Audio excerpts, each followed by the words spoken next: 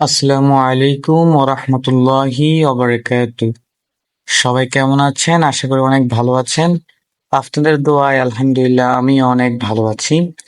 ছোট্ট একটি নিউজ দেখে আজকে অনেক ভালো লাগলো, অনেক খুশি লাগলো। নিউজটি আমি আপনাদেরকে পড়ে শোনাচ্ছি, আপনারা একটু দেখুন। আপনাদের অবশ্যই খুশি লাগবে।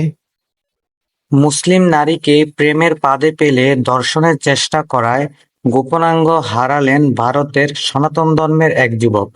ঘটনাটি ঘটে ভারতের আসামে। আসাম এইটি একটি গ্রামের নাম, ভারতের একটি গ্রামের নাম। এই গ্রামটির সাথে আমাদের বাংলাদেশে অনেকেরই পরিচিত আছে, কারণ আমাদের বাংলাদেশের পাশেই এই গ্রামটি। এই গ্রামটিতে এই ঘটনাটি ঘটে। আমার মুসলিম বোনদেরকে বলবো, তোমরা যারা এখন পর্যন্ত এই জালের মধ্যে আটকানো আছো, যদি ওরা তোমাদেরকে নিয়ে কিছু করতে চায় অথবা ভারতে প্রচার করবে বলে, তাহলে তোমরা গোপনে প্রোগ্রাম করে একবারে তার গোড়া দিয়ে কাটার ব্যবস্থা করবে, দেখবে সোজা হয়ে যাবে। আর যারা এখনো কোনো হিন্দু ছেলের সাথে সম্পর্ক করেন, কোনো অপরিচিত কারোর সাথে কথা বলে মজা নেওয়ার কোনো প্রয়োজন নেই।